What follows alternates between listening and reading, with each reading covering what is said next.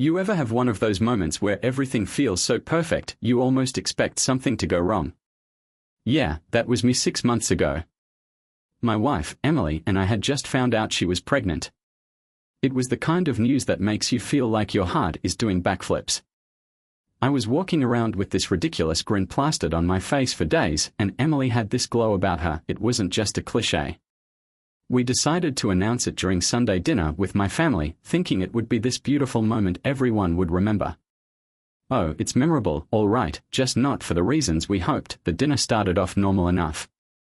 My parents were excited to see us. My dad had grilled steaks, and my mom had already started knitting a baby blanket, even though she had no idea she'd need one yet. My brother, Mark, and his wife, Rachel, were there too. Rachel, my sister-in-law, is the kind of person you could describe as extra. She has this ability to turn even the most casual conversations into dramatic monologues about herself. But I was in such a good mood that I didn't even mind her usual antics. After everyone had eaten, Emily and I exchanged a quick look, our silent, let's do this signal. I stood up, cleared my throat, and said, "Hey, everyone. We've got some news." Emily grabbed my hand, smiling so hard it looked like her face might split in half. "We are having a baby." Emily announced. The room exploded with cheers and congratulations. My mom practically launched herself out of her chair to hug Emily, tears streaming down her face. My dad clapped me on the back so hard I almost fell into the mashed potatoes. Even Mark looked genuinely happy for us, which is saying something since he's not exactly Mr. Enthusiasm. And then there was Rachel. At first, she just sat there, frozen, like someone had hit the pause button on her brain. Then her face twisted into this smile that didn't quite reach her eyes. "Oh wow," she said, her voice dripping with fake sweetness. "That's unexpected. Congratulations." I didn't think much of it at the time. Rachel's always had a flair for being dramatic, but I figured she'd come around. Boy, was I wrong. The weeks after our announcement were a whirlwind. Emily and I were busy prepping for baby stuff, doctor's appointments, looking at nursery ideas, and fending off my mom, who was already trying to pick out names. But something about Rachel's behavior started nagging at me. She'd make these passive-aggressive comments when we were all together, stuff like, "Oh, I guess the family's going to be all about the baby now," or "Hope you're ready for your life to be over." She'd laugh it off like it was a joke, but it felt off. Then, about a month later, Rachel invited us over to her house for dinner. I was skeptical. It was weirdly out of character for her to extend any kind of olive branch, but Emily convinced me to go. She said Rachel was probably just having a hard time adjusting to the idea of us having a baby. "Maybe she's jealous or something," Emily said. "Let's give her the benefit of the doubt." We showed up to a place, and at first, it seemed fine. Rachel had gone all out, fancy table settings, candles, even a homemade lasagna that didn't look half bad. But there was this weird tension in the air, like everyone was holding their breath, waiting for something to happen. And then it did. Rachel stood up to make a toast. She raised her glass of wine, yeah, she was definitely drinking a lot that night, and said, to Emily and John, "Congratulations on their surprise baby. I'm sure it's going to be a huge adjustment for them." Especially Emily, who's clearly already starting to show. She emphasized the last part, her eyes flicking toward Emily's stomach. I felt Emily's hand tighten around mine under the table. Now, here's the thing, Emily wasn't showing. At all. We were only a few weeks into the pregnancy. It was such a bizarre thing to say, and the way Rachel said it made it clear she was trying to humiliate Emily. My mom shot Rachel a sharp look, but no one said anything. I guess they were trying to keep the peace. Emily, being the absolute champ she is, just smiled and said, "Thanks, Rachel. We're really excited." But I could tell it hurt her. I wanted to call Rachel out right then and there, but I didn't want to ruin the night any more than she already had. Looking back, I should have said something. That was just the beginning. Over the next few weeks, Rachel's behavior went from mildly irritating to outright hostile. She started making these weird comments on social media, like, "Not everyone's cut out to be a mom," or "Some people just want a baby for attention." She didn't name names, but it was pretty obvious who she was talking about. Emily tried to ignore it, but it was eating her up inside. Then came the baby shower. Or, as I now refer to it, the event that changed everything. Emily's baby shower was supposed to be this beautiful, heartwarming day where we celebrated the new chapter in our lives with family and friends. My mom and Emily's best friend, Lisa, had worked tirelessly to plan everything: the decorations, the food, the games. They even booked this cozy little venue that was decked out in pastel blues and greens, since we had just found out we were having a boy. Emily was buzzing with excitement, and honestly, so was I. It felt like the first time we could really share our joy without any drama. Or so we thought. When we got to the venue, everything was perfect. The tables were set with little jars of candy, there was a photo backdrop with a sign that said "Baby Boy on the way," and everyone looked genuinely happy to be there. Well, almost everyone. Rachel showed up late, of course, strutting in like she was making some kind of grand entrance. She was wearing the skin-tight red dress that screamed, "Look at me," which wouldn't have been a big deal except it was a baby shower. Not exactly the time to play red carpet. But whatever, I told myself. I was determined not to let her ruin the day. The first hour went smoothly enough. People were mingling, eating finger sandwiches, and playing those cheesy baby shower games, like guessing how big Emily's belly was using a piece of ribbon. Emily was glowing, laughing with her friends and family. For a while, it felt like maybe, just maybe, Rachel had decided to play nice. Then, during the gift opening part, things started to go sideways. Emily was unwrapping all these adorable baby clothes and essentials: onesies, diapers, little shoes that were so tiny they didn't even look real. Everyone was oohing and ahhing, snapping pictures. Then it was time to open Rachel's gift. I didn't know what to expect, but I sure as hell didn't expect that. Emily pulled the wrapping paper off, and inside was a baby onesie. At first glance, it seemed normal, white with some words printed on the front. But when Emily held it up for everyone to see, the room went silent. The onesie said, in bold black letters, "Oops, I did it again." Emily froze, her smile faltering as the weight of the message hit her. I could feel the anger rising in my chest, but before I could say anything, Rachel let out this obnoxious laugh. "Oh, come on, it's a joke," she said, looking around the room like she expected everyone to join in. "Lighten up, you guys." No one laughed. My mom's jaw dropped, and Lisa muttered, "What the hell?" under her breath. Emily, to her credit, handled it with more grace than I ever could have managed. She just set the onesie aside, forced a smile, and said, "Thanks, Rachel. That's thoughtful." But I could see the hurt in her eyes. At that point, I was done. I leaned over to Emily and whispered, "Do you want me to say something?" She shook her head slightly, like she didn't want to cause a scene, so I bit my tongue. But inside, I was fuming. I mean, who does that? Who takes a moment that's supposed to be joyful and turns it into some passive-aggressive jab? After the gifts, Emily excused herself to the restroom, and I followed her. She was holding back tears, and it broke my heart. "Why does she hate me so much?" she whispered. I didn't have an answer. All I could do was hug her and promise her that Rachel's nonsense didn't matter. But then came the final straw. After Emily composed herself, we rejoined the party, and things seemed to calm down. People were chatting, eating cake, and taking pictures at the backdrop. I was trying to keep an eye on Rachel, but she'd disappeared somewhere. Honestly, I thought maybe she'd left, which would have been a blessing. But no, she was just plotting her next move. Toward the end of the party, Rachel reappeared with this smug look on her face. She had her phone out, holding it up like she was taking a video.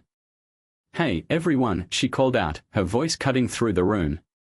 "Let's play a fun little game. Who wants to guess how long it'll be before Emily's back in her pre-baby jeans?" The room went dead silent. My mom looked like she was about to throttle her, and Lisa actually stood up, ready to intervene. But before anyone could say anything, Rachel turned her phone toward Emily, recording her reaction. Emily just stared at her, stunned, her face turning bright red. "I lost it." "All right, that's enough," I said, stepping between Rachel and Emily. "What the hell is your problem, Rachel?" She had this fake innocent look on her face, like she didn't know what she'd done wrong. "It's just a joke," she said, laughing nervously. "You guys are so sensitive." "A joke?" I snapped. "You've been making jokes 4 weeks now. You've gone out of your way to humiliate Emily every chance you get. If you can't be happy for us, fine. But don't you dare ruin this day for her." Rachel's face turned bright red, and for a second I thought she might actually apologize. But instead, she doubled down. "Oh, come on," she said, rolling her eyes. "If she can't handle a little teasing, how's she going to handle being a mom?" I didn't even know how to respond to that. Before I could say anything, Emily stood up. Her voice was calm, but her words hit like a sledgehammer. "Rachel, I don't know what I ever did to make you hate me, but I'm done trying to figure it out. I'm done with the comments, the jabs, all of it. You're not going to ruin this for me." And with that, Emily walked out of the room. I followed her, and so did most of the guests, leaving Rachel standing there with her phone still in her hand. My mom and Lisa stayed behind to handle her, and I'm pretty sure my mom gave her an earful. That night, as we sat on the couch at home, Emily looked at me and said, "We can't let her be part of this anymore. She's toxic." And for the first time, I realized she was right. This wasn't just a phase or some petty jealousy. Rachel was out to destroy our happiness, and it was time to draw the line. After the baby shower fiasco, Emily and I made the decision to distance ourselves from Rachel as much as possible. It wasn't a decision we made lightly. After all, she was still family, but enough was enough. We stopped inviting her to events, didn't engage with her on social media, and made it clear to my brother, Mark, that while we didn't blame him for her behavior, we weren't going to subject ourselves to it anymore. Mark was complicated about the whole thing. He understood why we were upset, but he also kept defending Rachel. "You know how she is," he'd say. "She doesn't mean anything by it. She's just got a dark sense of humor." I wanted to yell, "It's not humor when it's targeted cruelty," but I held back. Mark's loyalty to Rachel was frustrating, but I couldn't blame him entirely. It's hard to admit when someone you love is the problem. Things were quiet for a couple of weeks after the baby shower, and honestly, we started to relax. Emily was focused on her pregnancy, I was busy putting together the nursery, and life started to feel normal again. But then Rachel came back into the picture, and this time, she wasn't just making snide comments, she was actively scheming. It started with a phone call from my mom. "John," she said, her voice tense. "I need to tell you something, and I didn't want you to hear it from anyone else." That sentence alone made my stomach drop. "What's going on?" "Well," she hesitated, like she was trying to figure out how to phrase it. "Rachel's been telling people that you and Emily only got pregnant because you were trying to trap each other. She's saying it wasn't planned and that you're not ready to be parents." I couldn't believe what I was hearing. "She's what?" "I know," my mom said quickly. "It's ridiculous and no one believes her. But I thought you should know. She's been saying it to anyone who will listen, and it's just cruel." I hung up the phone, fuming. Emily was sitting on the couch, reading a pregnancy book, and when she saw my face, she immediately asked what was wrong. I debated whether to tell her. It wasn't like I wanted to stress her out, but ultimately, I decided she had a right to know. Her reaction wasn't what I expected. Instead of getting angry, she just sighed and said, "Of course she's saying that. It's the kind of thing she'd do." Her calmness only made me angrier. "We can't just let her get away with this," I said. "She's slandering us." Emily shook her head. "What are we supposed to do? Confront her? That's exactly what she wants, drama. Let her dig her own grave. People will see her for who she really is."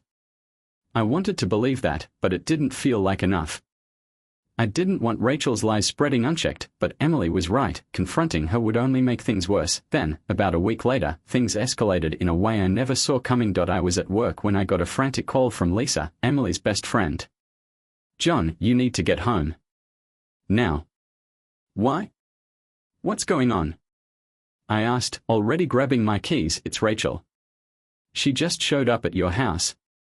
Emily called me in a panic, and I'm on my way, but you need to get there." I didn't even bother responding. I jumped in my car and drove like a maniac, my mind racing the entire time. By the time I pulled into the driveway, Lisa's car was already there. She was standing on the porch, arms crossed, and she looked furious. "Where is she?" I asked, barely stopping to catch my breath. "Inside," Lisa said. She just barged in, saying she needed to talk to Emily. I told her to leave, but she wouldn't listen. I stormed into the house, my heart pounding. Rachel was standing in the living room, her arms crossed, while Emily sat on the couch, looking pale and shaken. "What the hell are you doing here?" I demanded. Rachel turned to me with this smug expression, like she had every right to be there. "I'm here to help you guys," she said. "You're clearly in over your heads, and someone needs to step in." "Step in?" Emily said, her voice trembling. "What does that even mean?" Rachel rolled her eyes. "Oh, come on. You're about to have a baby, and neither of you knows what you're doing. I've been talking to some people, friends of mine who've raised kids, and they agree that it might be best if you hand over guardianship. Just temporarily, until you get your lives together." The room went dead silent. "You've got to be kidding me," I said, my voice low and dangerous. "I'm not," Rachel said, completely unfazed. "This is about what's best for the baby. You two are stressed out, you're fighting with family, and you're clearly not ready. Mark and I could step in and get out," Emily said suddenly, her voice cutting through Rachel's nonsense like a knife. Rachel blinked, clearly not expecting Emily to stand up to her. "Excuse me." "You heard me," Emily said, standing up. Her hands were shaking, but her voice was steady. "Get out of my house. You don't get to walk in here and tell us we are not good enough for our own baby." Rachel tried to argue, but I stepped in, pointing toward the door. "Leave. Now. Before I call the cops." Rachel huffed, grabbing her purse like she was the victim in all this. "Fine," she said, glaring at us. "But don't come crying to me when you realize I was right." The second she was out the door, Emily broke down in tears. I held her, trying to stay calm, but inside, I was boiling. Rachel had officially crossed a line that couldn't be uncrossed. She wasn't just being petty or jealous anymore, she was actively trying to interfere with our lives in the most personal, hurtful way possible. That night, I called Mark. I told him everything about Rachel showing up uninvited, the guardianship nonsense, all of it. His reaction wasn't what I expected. "I don't know what you want me to do, John," he said, sounding annoyed. "She's my wife. I want you to hold her accountable." I snapped. "Do you even realize what she's trying to do to us?" Mark sighed. "She just cares about the baby. Maybe she went about it the wrong way, but her heart's in the right place." I hung up on him. That was the moment I realized this wasn't just about Rachel anymore. Mark was enabling her behavior, and if he wasn't going to put a stop to it, we'd have to handle it ourselves, and we did. But it wasn't pretty. After Rachel's stunt at our house, Emily and I were done. Not "let's ignore her until she cools off" done, but cut her out of our lives done. That night, as we sat in bed, I told Emily, "That's it. We are cutting her off for good. I don't care if she's family, she's gone too far." Emily nodded, wiping her eyes. "I don't even care what people think anymore. She's not going to ruin this for us." The next morning, I texted Mark. I didn't sugarcoat anything. Rachel is no longer welcome in our lives. That includes the baby's life. If you want to have a relationship with us, great. But it's on you to keep her out of it. We are done. Mark didn't reply right away, which didn't surprise me. But what did surprise me was how quickly the rest of my family found out. Apparently, Mark told Rachel about my text, and Rachel, in true Rachel fashion, decided to turn it into a family-wide scandal. Within hours, my phone started blowing up. My mom called first. "John, what's going on?" "Rachel's saying you're cutting her out of your life. She's your sister-in-law." "She's also toxic," I said flatly. "Mom, she showed up at our house and suggested we hand over guardianship of our baby to her. After everything else she's done, we are done with her." My mom was quiet for a moment. Then she sighed. "I get it, honey. I really do. But cutting her off completely? That's a big step." "It's the only step," I said. "She's been trying to undermine us since the moment we announced the pregnancy. I'm not going to let her hurt Emily or our baby anymore." My mom reluctantly agreed, but not everyone was so understanding. My aunt texted me, saying I was being too harsh, and my cousin chimed in with some unsolicited advice about family being forever. Meanwhile, Rachel was posting vague, passive-aggressive things on Facebook like, "Funny how people can't handle the truth, and some people just love playing the victim." Emily and I ignored it as best we could, but the tension was exhausting. Every time my phone buzzed, I braced myself for another message from a relative or some new drama Rachel had stirred up. But the real bombshell came a week later. I was at work when my phone rang. It was Lisa. "John," she said, her voice low and urgent. "I need to tell you something, and it's bad." My stomach dropped.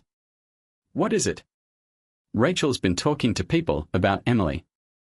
She's been spreading this rumor that Emily cheated on you and that the baby might not even be yours." I swear, I saw red. "Are you kidding me?" "I wish I was," Lisa said. "She's telling people at church, in your mom's neighborhood, anyone who will listen. Emily doesn't know yet, but I thought you should hear it from me before someone else tells her." I hung up, my hands shaking with rage. Rachel wasn't just trying to embarrass us anymore, she was attacking our family, our integrity. When I got home that night, I sat Emily down and told her everything. She didn't cry this time.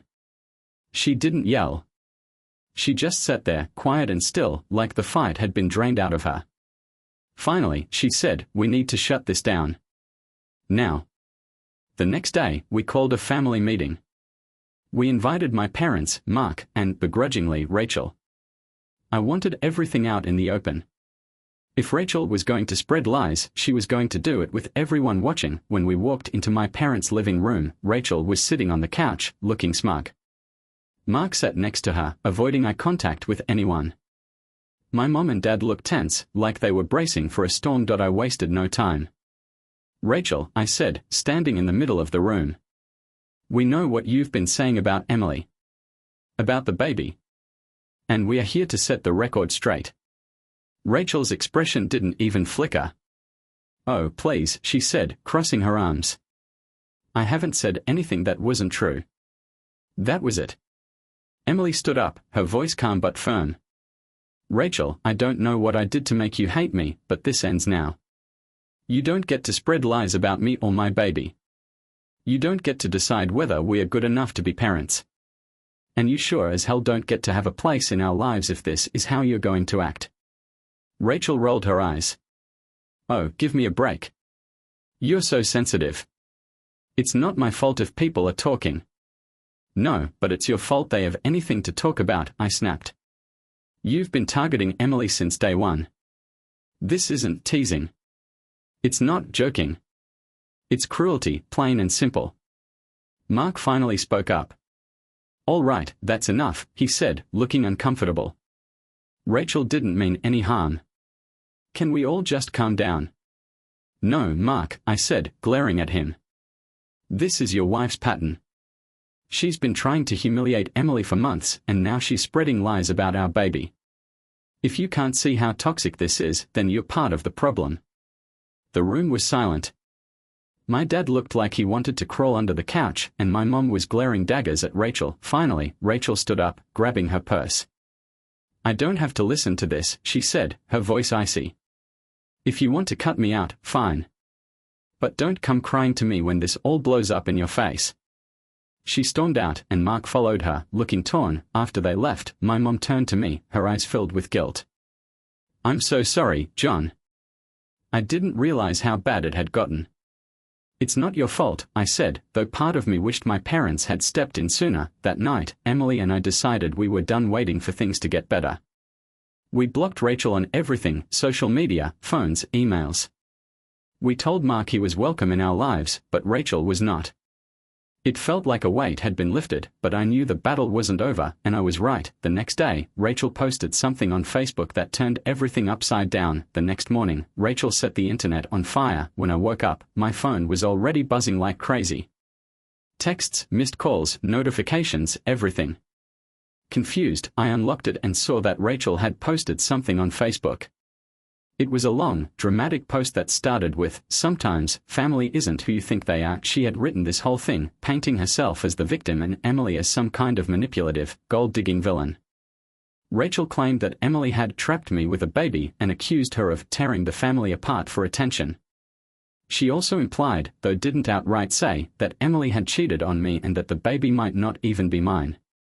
She ended it with, "But I'll always be here for my brother-in-law when he realizes the truth." She tagged Mark, a bunch of extended family members, and even some mutual friends, ensuring it would reach as many people as possible. When I showed Emily, she just stared at the screen, her face pale. "I can't believe she actually did this," she whispered. I felt my blood boiling as I typed out a reply. But Emily grabbed my hand and stopped me. "Don't," she said. "If we respond, we are just giving her what she wants, attention and drama. We need to handle this another way." She was right.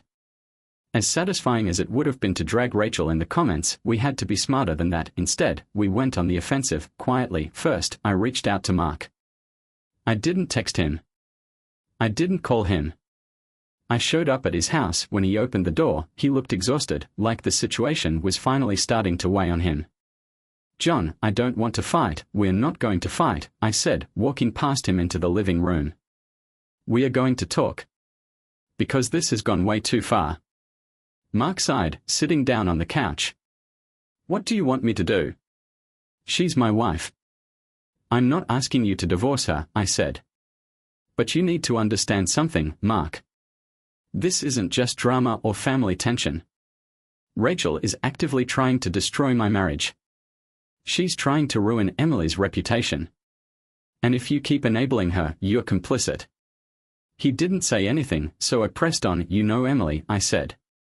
"You've known her for years. Do you really believe the crap Rachel's saying? That Emily cheated? That she trapped me? Be honest." Mark shook his head. "No," he admitted. "I don't believe it." "Then why are you letting Rachel get away with it?" "Just because right now you're choosing her lies over the truth." Mark ran a hand through his hair, looking conflicted. "I don't know what to do," he said finally. "Rachel, she doesn't listen to me. She's so stubborn. If I try to talk to her about this, she'll just double down." "Then let her," I said. "But you don't have to be part of it. You can stand up for what's right. Or, at the very least, stay out of it." Mark didn't respond, but I could see the gears turning in his head. I didn't expect him to turn on Rachel, not right away, but I needed him to start questioning her actions. The second part of our plan was damage control. We reached out to our family members and close friends, anyone who might have seen Rachel's post, and told them the truth. We didn't trash Rachel, we simply explained what had been going on. It was exhausting, but it worked. Most people were shocked by Rachel's behavior, but they believed us. Some even reached out to Rachel, calling her out on her lies, which only made her angrier. She started doubling down on her narrative, but it didn't matter anymore. The more she lashed out, the more obvious it became that she was the problem, and then came the final blow. 2 weeks after Rachel's Facebook post, Emily and I decided to put out our own statement. But instead of responding to Rachel's nonsense, we shared something beautiful. We posted a picture of us holding an ultrasound photo, both of us smiling with pure joy. The caption simply read, "We are so excited to welcome our baby boy into the world this summer.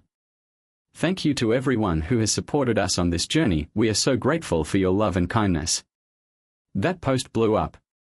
Friends, family, even people we hadn't spoken to in years flooded the comments with congratulations and support. It completely overshadowed Rachel's post, which started to fade into obscurity. Rachel, of course, couldn't leave it alone. She made a snarky comment about how some people love playing the victim, but nobody took the bait. Her own friends started calling her out, asking why she was being so bitter, and then, out of nowhere, Mark unfriended her on Facebook. That was the moment I knew something had shifted. Later, Mark called me. "I talked to her," he said, sounding defeated. "I told her she needs to stop. She didn't take it well, but I can't keep defending her. I'm sorry for everything, John. You were right.